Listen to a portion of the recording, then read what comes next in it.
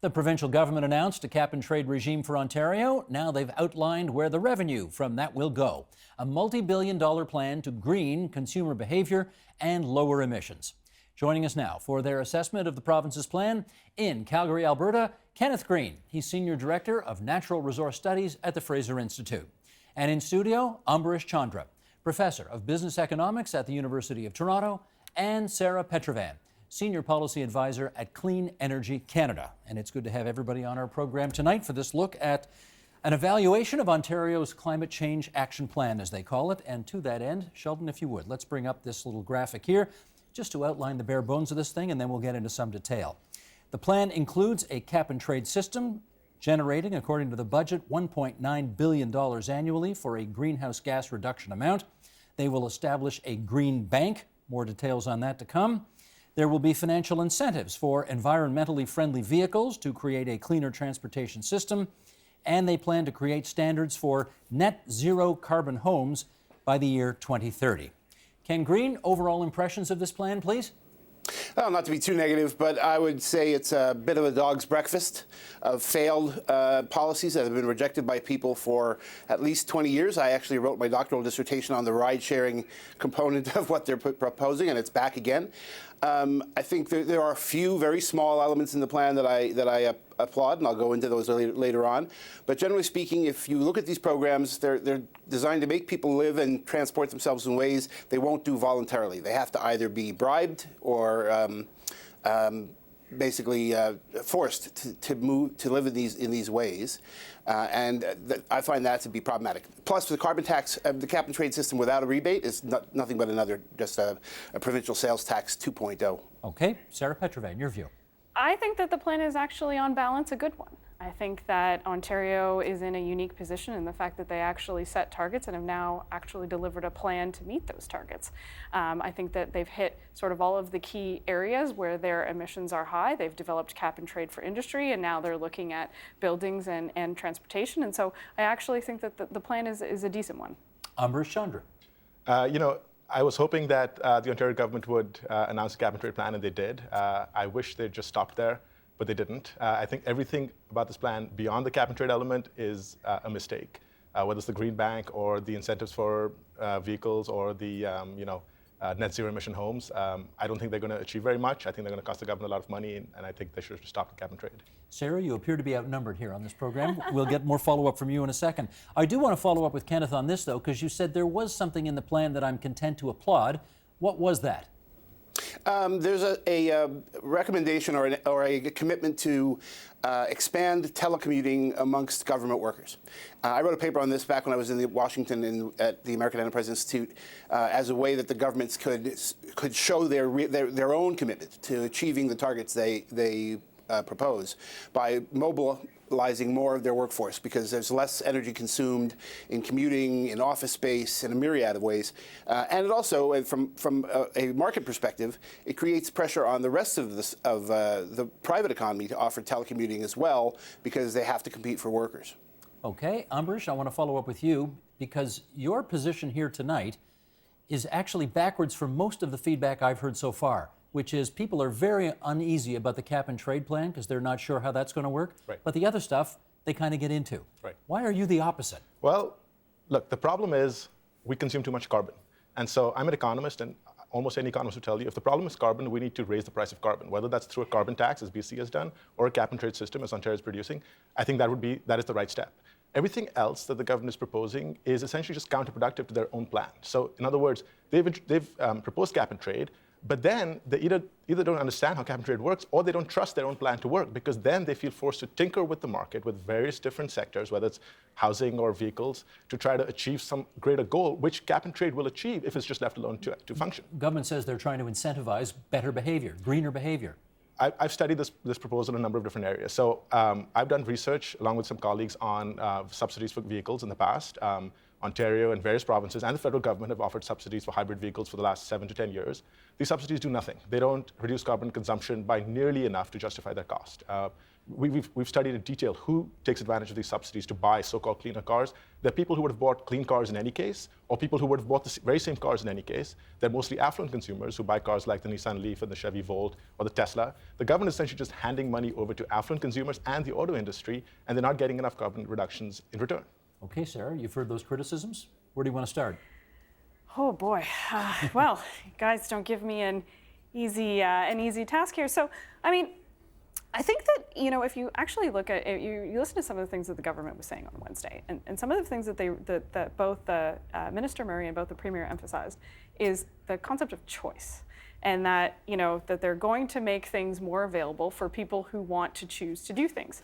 And the notion of climate action plans are, yes, there is a cap and trade system, but to sort of speed up things, if you look at the way Ontario's designed their cap and trade system, they're not going to be able to drive the cap down hard enough or fast enough to meet their 2030 or their 2050 targets. Probably 2020, but that's an aside. So, what can they do to bring in the building sector? What can they do to bring in the transportation sector and look at reducing emissions in sectors that aren't necessarily directly addressed by the cap? They are indirectly, but not directly necessarily covered by the cap. What can they do to create some incentives?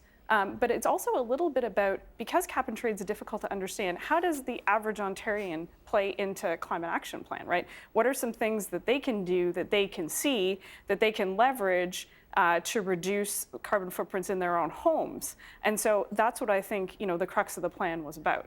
Let's follow up on that with our friend from the Fraser Institute, who I would think would like the word choice, which is mentioned 14 times in the in the climate change plan.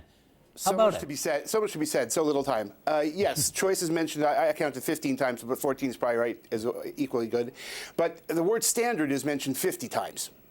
So you'll have your choice of the things that the government allows to remain in existence over time. And that's not most people's definition of choice. As one of the commenters pointed out, these programs have been studied. I've studied them for 22 years. In fact, as I said, my doctoral research was on ride sharing. But even by the action plan's own estimates, their bicycling and mass transit components will bring in carbon abatement costs of $500 a ton. You can buy them now in the European trading system for $12 a ton. And in the California system for roughly the same thing. So these initiatives have been rejected, generally speaking. They have a history of constant failure to perform, and constant overruns in cost, and constant underperformance on carbon emissions. And that goes for virtually everything in there, including their R&D component, which I normally support. But their R&D is focused on giving it to companies, private sector companies, to indemnify them about risk of bringing products out and putting that risk on the taxpayers. So it really is a very problematic plan, and I see little good to come of it. Amrish, I want to follow up with you on the cap and trade angle, because that's the part of it that you actually like. The criticism I hear about cap and trade is that it's rife for politics, that if you've got a good lobbyist, you can lobby the government to get you an exemption or to get you a special treatment, and therefore it won't work in the way that a sort of a clean carbon tax might work. Fair enough to say? Well, you know what's rife for lobbyists? It's handouts for electric vehicles. Okay, but don't change the subject on me. I want you to focus on the thing I asked on, which is cap and trade. In everything the government does, I have no doubt that there's going to be lobbying and to try to influence the government to work one way or the other. I suspect the same is going to be true of cap and trade as well. Left to economists, we would prefer an across-the-board carbon tax. The way BC did it, ideally more ambitious. Now, it's also true that that's really hard to pull off. It's very unpopular. People don't like it. And I understand cap and trade is a little hard to understand, or it shouldn't be, but I think people find it mystifying. Which may be why it's politically more advantageous. Well, that's right. But that's why. But if you come down to the nuts and bolts of what this plan is going to do, how much carbon is it actually going to reduce? The cap and trade component, which is not yet ambitious enough, but will hopefully grow over time, will actually have an effect. Everything else in this plan is not going to have an effect. And that's the part that's actually costing the province money, $8.3 billion. That's money that we can't afford to just throw away. Well, let's see. Let's do an example here. Cash for clunkers, right? You've got an old polluting car. The government's going to pay you to basically take that car off the road and hopefully offer you an incentive, maybe up to $14,000 a vehicle to buy a greener car. Is that not incenting good behavior? Well, I mean, it depends, right? So the cash for clunkers and the EV rebate are two kind of separate things. And I do actually want to note that when you sort of get into the details on the plan and you read it, there's a lot of like consult, intend. There's a lot of different language around it. And then if you actually decide that you really want to dive into the plan and you go into the very back page of the plan, everyone's throwing around this big, 8 whatever billion dollar number, but it's actually a scalable number. So it's 5 something billion to 8 something billion that could be spent. And if you actually look at some of the initiatives, they've got it scoped to, it's like we could spend as little as this or as much as this, which I think is interesting. In your view, Sarah, will paying people to get their old clunky cars off the road and incentivizing them with rebates to buy greener cars, does that work? I think people like that. I think people like the idea of trading in their clunker and getting paid money to have a greener vehicle. I think that is something that would be politically popular for the government. Kenneth, what about it? Does that work? It might be politically popular, but no, it doesn't work. Experiments in the United States with cash for clunkers showed, in fact, adverse consequences in which people traded in their perfectly good car, which then didn't turn up on the used car market, which overall raised the price of cars and kept more people out of their car, out of a new car. The person driving a clunker, they're not buying a Tesla. No matter how many $14,000 you give them, they're not going to be that person. So, no, again, the program has a proven track record of failure, no environmental benefit. So what's a better way, Kenneth? Adverse impacts on the poor. What's a better way? Okay, hang on. I get you. What's a better way than to get more polluting, gas-guzzling vehicles off the road? Well, so the problem is that we're talking about pollution. What we really mean here is carbon dioxide emissions, and that's a matter of mileage. So we already have mileage standards harmonized with those of the United States that are going up all the time. The fuel economy of vehicles in North America continues to rise. There was really little need to do anything more urgently than that. And in fact, the fuel economy standards in the United States are so aggressive, it's very likely the car companies will not be able to achieve them. So am I hearing you right in saying that the better alternative would be to basically do nothing? No, we've already done something. We've adopted and harmonized with the U.S. corporate average fuel economy standards for vehicles, which means that every year they're going to get more and more fuel efficient, which means they'll put out less and less carbon dioxide and greenhouse gases until they reach the point where they can no longer get returns to investment. At that point, then it may be sensible to switch over to electrification or some other type of fuel, like natural gas in cars instead of gasoline. But we've already taken very strong actions on this that are imposing significant costs on consumers today. Much less doing further that's going to put more costs on them in the future. Ambrish, let me get your take on paying people to trade in their old clunky vehicles and give them a rebate in order to buy something greener. So whether it's trading in cash for clunkers or it's giving them rebates to buy green cars, look, what are we doing? Where the government is proposing paying people to buy more cars. That is the last thing we should be doing. We don't need more cars on the road. It's not as though a Tesla or a Chevy Volt or a Nissan Leaf is zero emissions, truly. It's not. First of all, these are more cars on the roads that contributes to congestion and all the other traffic problems we have, higher road deaths. But it also means these cars, even though they're electric cars, that doesn't actually mean they have no impact on the environment. The batteries required, the electricity required to produce these batteries and to run these cars is actually not that clean. It's a little bit cleaner than using fossil fuel-based gasoline, but it's not all that clean. We should not be paying people to buy more cars. We should be raising the price of carbon so that people don't drive as much or don't consume as much carbon, whether that's in their cars or in the airplane rides they take or in the other avenues of their lives. We shouldn't be doing anything to make it easier for people to buy more cars. This is the last thing we should be thinking of. Well, how about this? Sarah, should we have done what I think California did, which is set a date sometime in the future beyond which zero-emission cars only will be allowed to be manufactured and put on the road? So that's a hotly contested one. The one observation when I'm asked this question that I make for people is that Ontario builds cars, California does not. Zero-emission vehicle standards, which is what I think you're referring to, are a very contentious bit of policy. Quebec has recently adopted a zero-emission vehicle standard, again, not a jurisdiction that actually manufactures cars.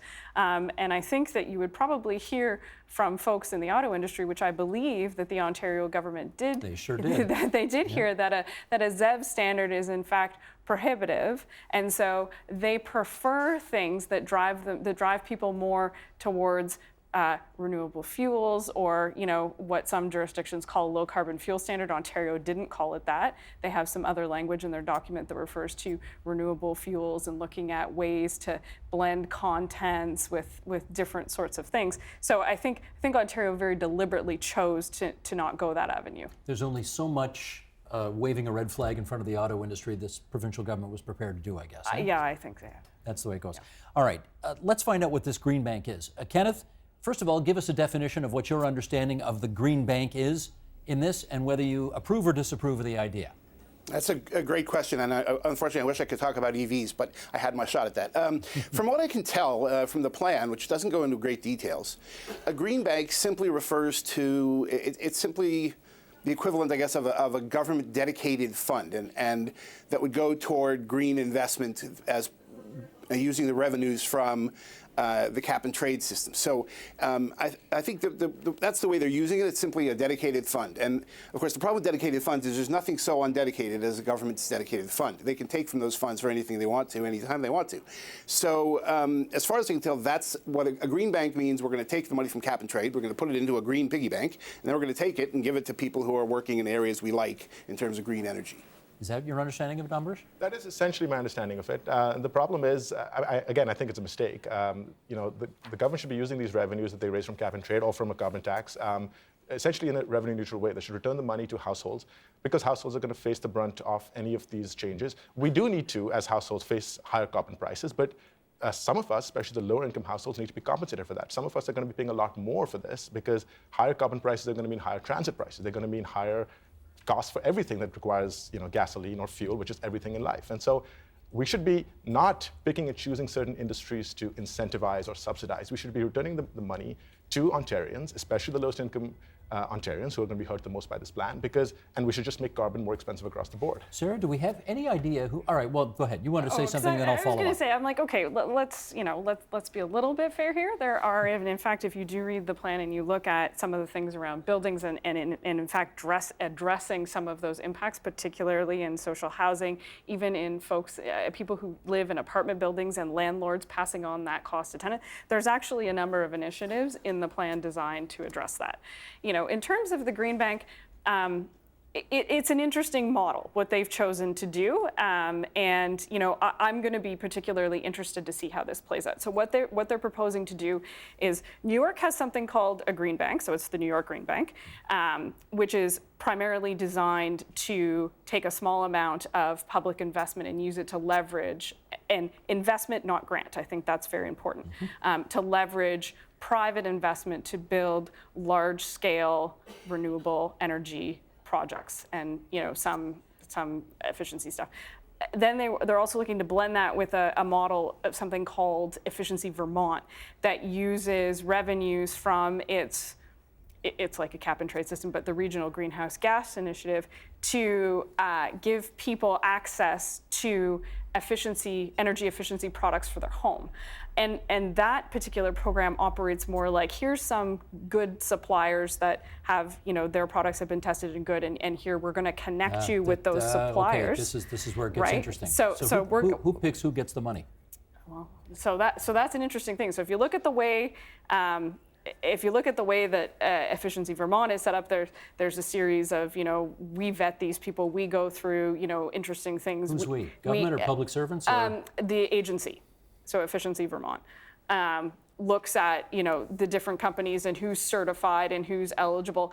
That's not a bad thing. One of the challenges I think that consumers underwent with the Green Energy Act is, all of a sudden there's these people knocking on my door and how do I know? And it became sort of consumer protection.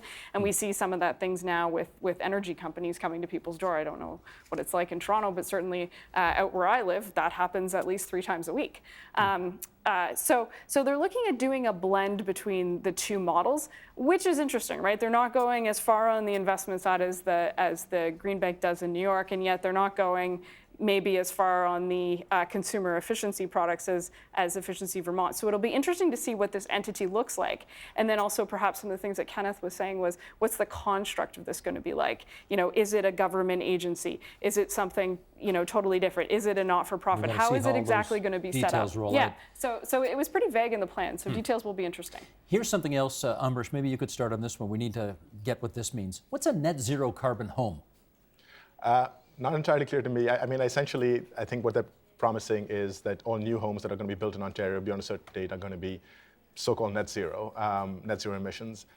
At some level, measuring that is going to be incredibly complicated because building a home or maintaining a home requires all of these inputs from all different, parts of life that it's going to be very hard to monitor this. But I think that's an example. Look, I think Sarah gave you a bunch of examples that I think the Ontario government is well-meaning, and you're right that they're trying to think of ways to make the impact of this plan easier for households and for consumers. The problem is all of these things, whether it's incentives for cars or incentives for net zero homes, is creating winners and losers in certain industries. It's making the tax code more complicated. It's creating huge incentives for lobbying the government for this green bank, for funds of the green bank to be used in certain ways.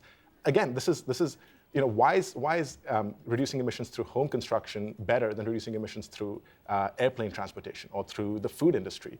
Why are we picking these 2 or 3 industries to focus on? Is it because they seem good, they play well, they poll well? I mean, I would say you want we to should respond just... to that, Sarah? I was going to say, actually, if you look at the plan, there's a number of things in there that address emissions in the food industry, so you'll be very excited about that. On the airplane thing, I think probably the province figured that they don't have jurisdiction over airplanes, and so they realized that they couldn't really actually touch that one. Well, they can't directly tax the airplanes, but if they were to just make carbon consumed in the province more expensive, that would do it. And that's exactly, they don't need any jurisdiction over that. They certainly have fuel the surtax jurisdiction to impose an airport fee. Airport carbon fee if they wanted to go that route. But there's a bit of economic naivete going on here, which is no government with the revenue streams you talk about through a carbon tax or cap and trade will be able to resist for very long the urge to spend it and picking winners and losers in the economy, distorting the economy, and making the economy perform more poorly. What if they put it all, Kenneth, at an arm's length? It's who they are and what they are, and we have to understand that. Kenneth, what if they put it all at an arm's length? The problem with this plan is that these ideas just don't work. I mean, that's the big. They don't work. And let's not forget, Ontario is such a small contributor to greenhouse gas emissions globally that we're talking zero benefit essentially, and all cost. And so that's the biggest problem with this plan is that and even the net zero concept, an economist will tell you. You can ask him. Because he's right there. The optimal level of pollution is not zero. The optimal level of carbon emissions are not zero either. And I don't believe you're going to get to net zero because there are a few things in the world that are absolute like that. So I think the idea is that you'd be somehow saving as much carbon emissions as you're generating, which makes you, compared to a non-efficient home, which would make you net zero. Let's, in our remaining couple of minutes here, put the introduction that Glenn Murray has in the plan. He's the Environment and Climate Change Minister. Here's what he says. This plan will not take away personal choice. No one will have to stop using gas in their home or give up their gas-powered car by a certain date. Rather, the plan creates the conditions that provide choice.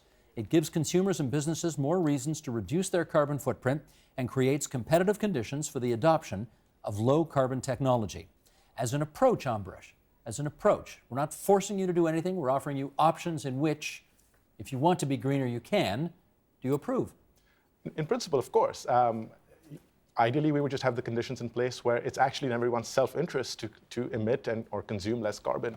I think that would be achieved far more efficiently and far more simply through a simple cap and trade system, which would also, by the way, preserve the political capital this government has. The problem with all of these plans is they're quite unpopular with voters, with the public.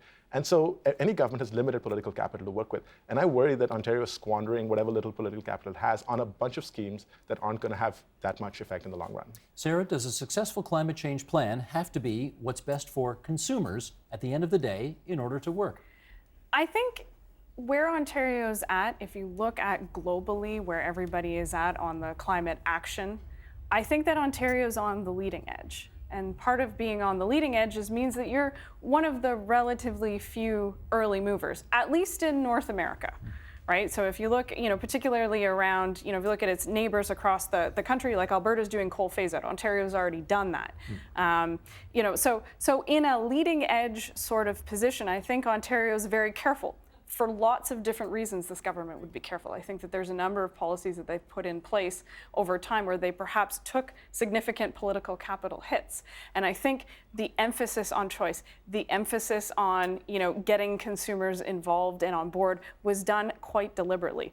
Obviously, the bit about natural gas in Minister Murray's introduction it scared a lot of people off. Well, so there was that leak in the Globe and Mail, and that obviously, the gas lobby, talk about powerful lobbyists. But the question is, can you get where you want to get to, saying, We're all about choice as opposed to here's what you got to do. Well, I think you can get to where you got to get to with cap and trade, and then I think in a public opinion, I think that that's where they're hedging their bets. That yes, you can get where you need to get with consumer choice. Gotcha.